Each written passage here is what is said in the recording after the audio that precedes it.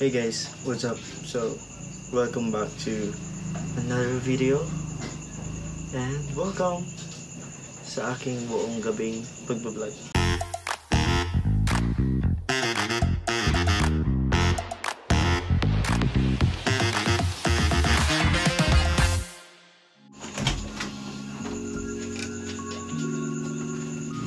So, hindi pa tayo nakaligo at ngayon pa lang magsisimula yung araw natin. Napakamakalat ko ngayon. Nagtugtugan kami ng adik ko. Dinala niya yung speaker niya. Tapos yung table ko magulo. Then my bed is not good. So, yeah. Let's start our day. Siyempre kahit gabi na, simulan natin sa pagsha-shower. Kailangan natin maligo para natulog tayo fresh na fresh. Ayan. Kabilis ko naman naligo guys. Siyempre nakat na yan. First time ko lang pala mag-vlog ngayon dito sa kwarto na pinagawa ko. So ito yung dati nakikita nyo na pinapagawa ko. Pero ngayon lang ulit ako nakapag-upload at hindi pa talaga siya tapos.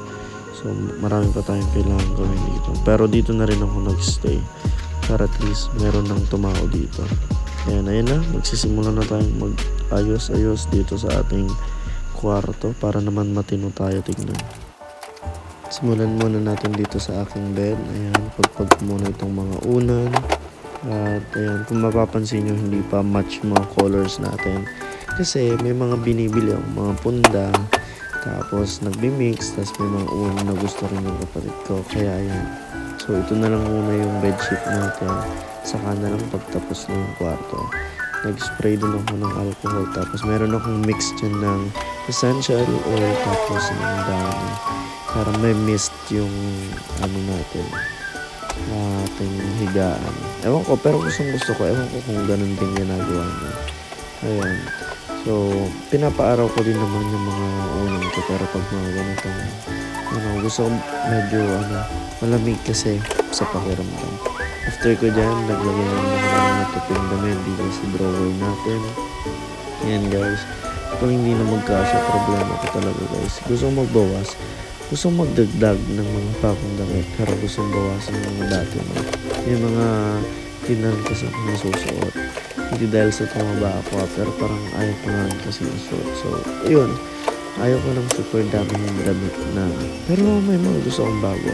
At yung basket na yun, doon ko na lang nilagay yung mga bagong labahan. At kailangan na rin natin magligpit ng ating mga gamit-gamit na dyan. So, dyan na part guys, yung papagawa ko yung mini kusina. Parang lababo, parang ganun lang. Tapos ayan, walis-walis lang muna tayo. Move natin tong dumbbell. Para at least hindi malikabok. Gusto ko talaga guys maglinis pag rainy season yung wet season kasi hindi ganun umangat yung alikabok. And after nyan guys, dito naman tayo sa piano natin. Ayan, kailangan natin takpan para hindi masira yung mga keys. Ayan yung speaker, nilipat ko na rin, mga susi, mga libro, mga notebook, charger, ilaw na kung ano-ano pinagtatabi, mga basurang ilan. Kailangan ko na lang iligpit. Yan minsan pag tinatamad ako. Yan yung nasira ko ng tripod, kailangan ko ng palitan. So, kailangan na rin maglinis ng table, super dami. Ligis lagi ako natatambakan kahit araw ako naglilinis dito. Ayan, so medyo messy tayo eh. Mga charger naman nandyan lahat. Tapos, alam niyo, hindi ako mapakali pag makalat yung table ko. Parang hindi ako nakakapag-isip. So, kailangan kong ayusin talaga. Pero yung charger yung gumagawa. Yan. Lagay ko yung bed. Pag lang ulit, iayos na lang. Tapos, yan, viola. Pagkatapos ng lahat, kailangan ko nang isuot ang aking salmin. Kasi kung hindi, mahihilo tayo.